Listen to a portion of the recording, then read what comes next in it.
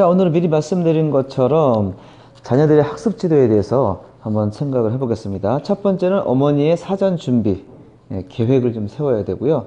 두 번째는 거꾸로 학습법.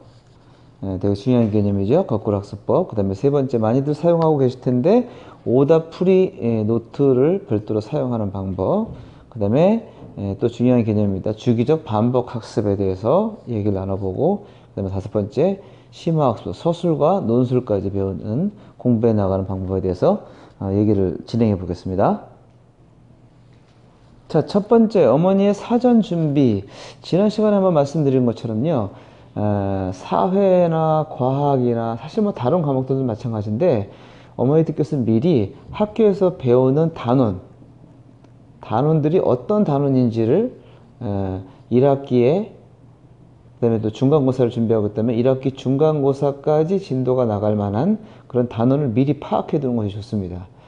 교과서를 보면은 미리 단원이 나와 있죠. 그러면 그것을 한번 먼저 어머니가 대충 훑어보셔서 용어 정리나 그 개념적인 것들, 이런 것들에 대해서 어떻게 접근할까, 최소한 이런 것들을 배우는구나를 알고 계셔야 부가적인 뭐 방문이든지 아니면 뭐 자료든지 어머니들께서 준비해 주실 수 있는 이런 사전에 아이들이 어떤 것을 배울 것이라는 것을 알고 있는 것이 상당히 중요하겠습니다.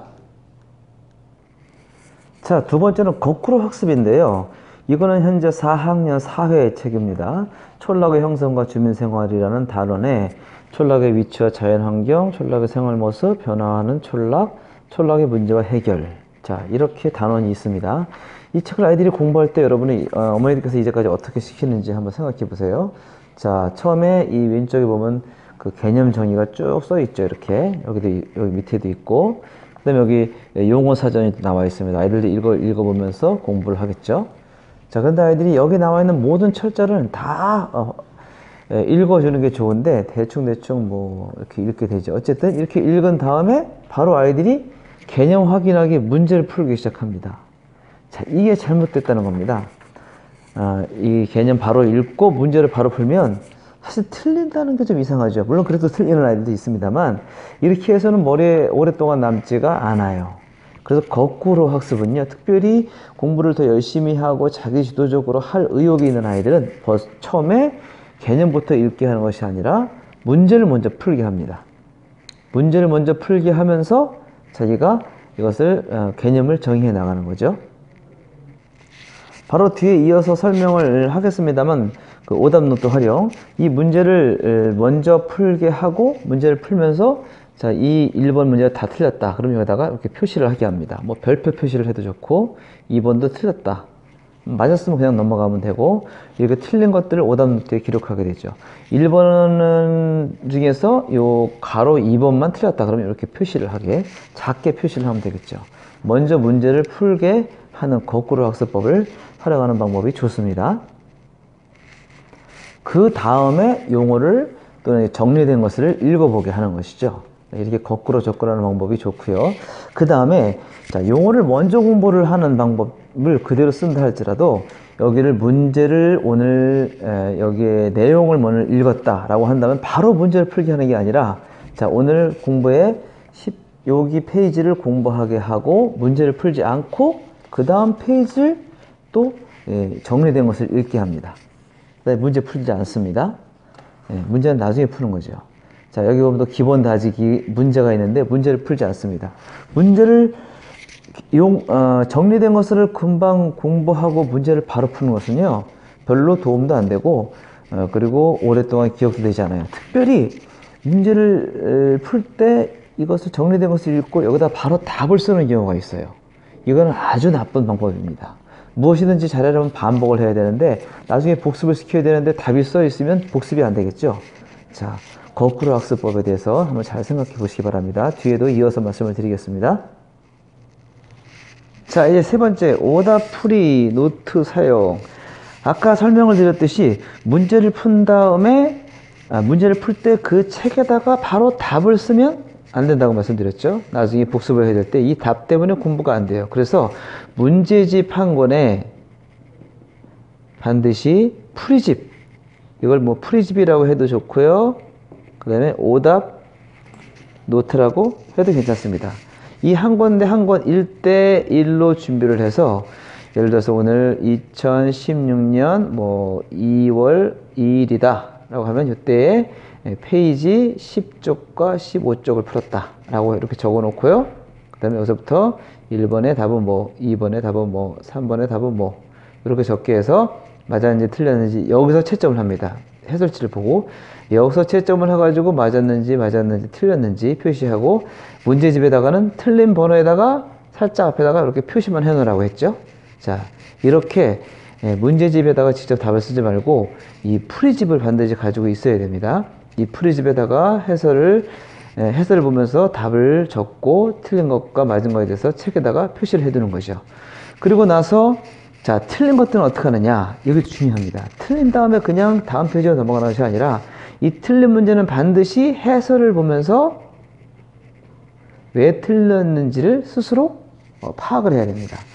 그래서 자기가 스스로 하면 제일 좋고 엄마가 도와줄 수 있으면 도와서 설명을 해줄 수 있으면 좋고 그것도 안 되면 학교에서 선생님을 통해서 쉬는 시간이나 학교가 선생님께 여쭤봐 가지고 자기가 해결할 수 있는 방법이 좋겠죠.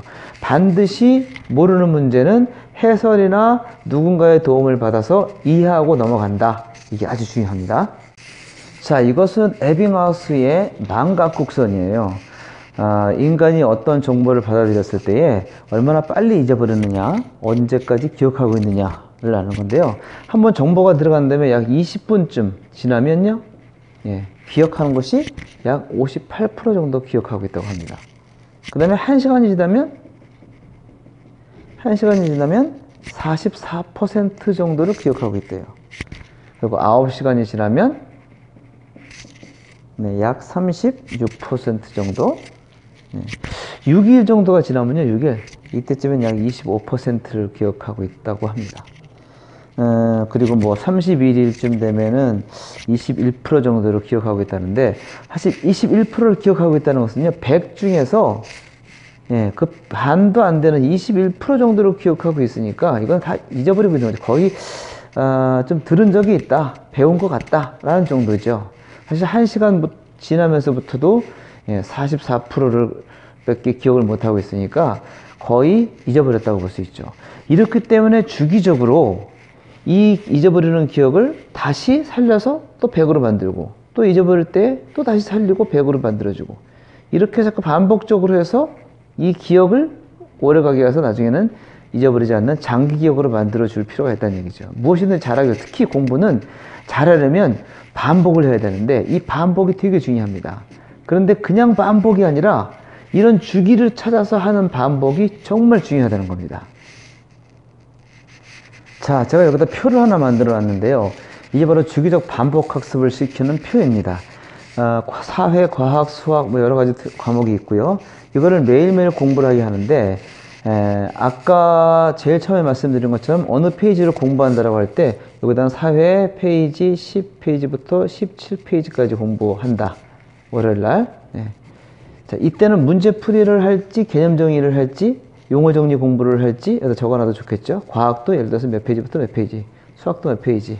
자, 그러면서 아까 말씀드렸던 거꾸로 학습법을 활용하거나 또는 개념이나 용어 정리부터 공부를 하더라도 오답 노트를 꼭 사용해서 책에다가 틀린 것만 이렇게 표시를 조그맣게 해놓는다. 뭐 별표를 해줘도 좋고요. 자, 그 다음에 정말 중요한 건 바로 이 주기적 반복 학습인데, 자, 이렇게 공부를 했어요. 그 다음에 해설을 공부를 하면서 해설로 왜 틀렸는지를 확인한다 그랬죠.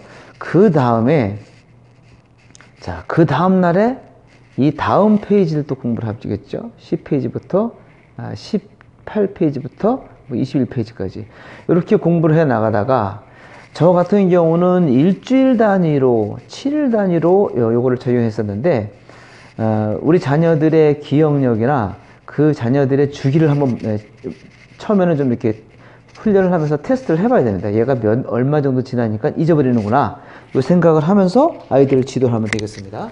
그래서 예컨대 한 4일 정도 후에 다시 2월 4일날 목요일날 요때 페이지 10부터 17을 다시 공부하게 하는 겁니다. 그러면 이제 오답 노트에다 똑같이 풀면서 책을 보면서 이제 거기다 오답 노트에다 답을 쓰면서 풀이하겠죠. 이때의 아이들이 그때 틀렸던 문제를 이때는 이제 복습할 때는 틀렸던 문제만 푸는 겁니다. 틀렸던 문제. 전에 틀렸던 문제만 풀면서 오답 노트에다 다시 체크하면서 이때의 그 전에 그 해설을 보면서 공부했던 것이 생각이 나기도 하고 전혀 새까맣게 잊어버리는 경우도 있고 다시 생각나서 생각은 어렴풋이 나는데 정확하게 답은 모르겠고 이렇게 그 다음에 지난번에 번호가 1번, 2번, 3번, 4번, 5번이 있었는데 2번과 4번이 틀렸다고 칩시다. 그러면 이번에 또다시 틀린 것만 푼다 그랬죠. 2번은 맞았어요. 이렇게 표시하고 4번 틀렸어요. 두 개, 갈매기가 2개 되게 표시하고 이렇게 하면서 이제 복습을 시켜주는 겁니다. 우리 자녀들의 복습 주기를 찾는 동안은 처음엔 좀 어떤 테스트가 좀 필요합니다. 실험치가. 자, 그럼 여기다가 뭘 적느냐? 여기다는 아이들이 공부를 하면서요. 특히 용어 정리 공부할 때 1부터 5까지 중에서 너의 만족도, 너의 이해도를 적어라. 그러면 일단은 3 적고, 요거 뭐 2 적고, 2 적고, 1 적었어요. 그럼 틀린 게 많을 수도 있고, 잘 모르겠을 때, 이런 것을 수치를 보면서 아이들이 얼마나 열심히 했는지와, 그 다음에 어머니께서 접근해줘가지고 지도해줘야 될 팁을 얻을 수 있겠죠. 그 다음에 어떤 날은 뭐 다 5. 그러면 내가 점수도 좋을 때든지, 아니면 그때에 따라서 뭐 쉬운 단원이든지, 요걸 가지고 이제 어떤 그게 지수가 되는 겁니다. 아이들 어느 단원을 애들이 어려워하는구나. 우리 아이가 이 단원을 어려워했다. 라고 한다면, 시험 직전에 또는 다시 복습할 때 그쪽 좀 어려웠던 것들, 그 다음에 많이 틀렸던 것들은 다시 한번 이 반복 주기에서 좀 더 활용해서 써줄 수가 있겠죠. 복습을 다시 할 수가 있겠죠.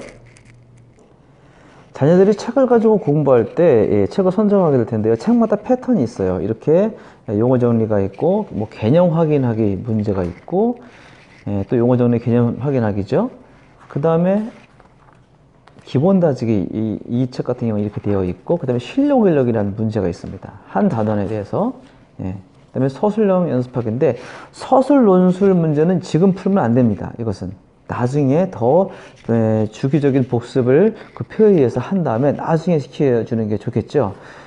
그리고 이 문제들도 전부 다 같이 푸는 것이 아니라 특별히 이렇게 단원이 끝나고 거의 뒤쯤에는 어떤 것들이 있냐면 여기처럼 단원 평가 같은 문제가 있습니다. 이거는 페이지 순서대로 하는 것이 아니고 복습을 계속 하다가 어느 순간에 한 시험 보기 직전이나 이럴 때 한번 여기를 풀어볼 수 있게 하는 게 좋겠죠. 그때 되면은 거의 다 아이들이 자신 있게 이 평가를 잘 맞게 되고 그때도 틀리는 문제 앞에서 수차례 몇 번 반복을 해가지고 학습을 해왔음에도 그때 틀리는 문제는 다시 용어 정리나 개념 정의를 체크를 하고 반복하고 또 조그맣게 그 핵심북 같은 거 있잖아요. 그걸 가지고 공부를 하면은 시험 때에 별도로 집중해서 하지 않아도 매일매일 이렇게 공부를 학습을 해놓으면 이게 누적이 돼가지고 시험 때는 거의 아이들이 시험 스트레스가 없습니다. 그냥 이제까지 틀렸던 거 한 번 틀려고 2번 틀려서 맞았던 것 이런 거 있었죠? 그런 것들만 집중적으로 몇 번 보면 아 이건 어떤 것이다 라고 이해가 되고 아이들이 학교 성적을 올리게 됩니다. 자, 핵심으로 정리하면요. 문제를 풀이할 때 여기서부터 중요하죠. 용어를 그 핵심 내용을 읽고 바로 문제를 풀이하지 마라. 그리고 거꾸로 문제 먼저 푼 다음에 무엇을 모르는지 핵심 정리된 것을 읽으면서 개념을 파악해 나가라. 자, 그렇죠. 그리고 책에다가 정답을 표시하지 마라. 틀린 것만 번호 앞에다가 갈매기 표시를 해놓고 나중에 재복습할 때 맞았으면 동그라미 또 틀렸으면 다시 한번 체크를 해라. 그 다음에 주기적 반복 학습 되게 중요하다고 그랬죠. 이것은 제가 여러분 각각의 자녀들이 개별적으로 차이가 있기 때문에 이 주기는 개별적으로 달라져야 됩니다. 그거를 찾으셔야 돼요. 뭐 가까이 계시거나 저랑 연락이 될 수 있으면 제가 자녀들의 이 주기를 찾아줬으면 좋겠지만 그건 어머니들이 직접 보면서 이 주기를 한번 그 일주일 단위로 갔다가 또 5일 갔다가 과목별로 다를 수도 있습니다. 그렇죠? 이렇게 주기를 찾는 것이 중요합니다.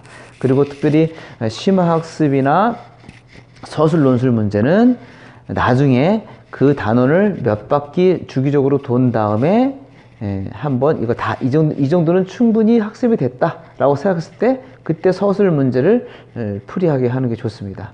그 다음에 서술 또 막 풀게 하고 나중에 이 서술 문제를 다시 복습을 할 수 있게 되겠죠. 결국은 이 주기적 반복 학습을 어떻게 시키느냐, 시험 때 기간에 맞춰 가지고 어머니들이 어떻게 계획을 세우고 우리 아이들을 지도할 수 있느냐에 따라서 성적이 상당히 올라갈 수가 있습니다. 자, 성적이 올라가면 어떻게 되는가요? 왜냐면 단순히 우리가 지금 공부 잘하는 아이들로 키우자 라고 제가 그것 때문에 말씀드린 것이 아니고요. 자, 이렇게 공부를 하면 반드시 성적이 오르고 지적 능력이 향상됩니다. 당연히 수업 시간이 재미있죠. 네. 선생님이 자꾸 쳐다보게 될 것이고 즐겁게 대답하게 될 것이고 수업 시간이 재미있을 수밖에 없습니다. 그러면 아이들은 자존감이, 공부에 대한 자존감과 자신감이 상승이 됩니다. 네.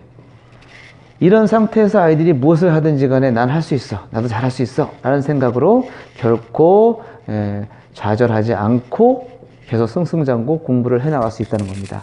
초기에 3학년 때부터 또는 초등학교 때부터 이런 것을 잡아주면 어느 정도 아이들이 나이가 크면요, 이 공부 패턴 아이들이 익히게 돼가지고 이대로만 계속 공부해 나간다면 모두 다 서울대를 갈 수 있는 건 아니겠지만 현재 자기가 할 수 있는 그 능력 대비 200% 이상의 결과를 얻게 될 것을 확신합니다. 한번 실천해 보시고 후기도 올려주시거나 문제점이 생기시거나 잘 어떻게 될지 모를 때는 또 후기를 올려주시면 그에 따른 새로운 강의를 만들어서 한번 또 접해 보도록 하겠습니다. 감사합니다.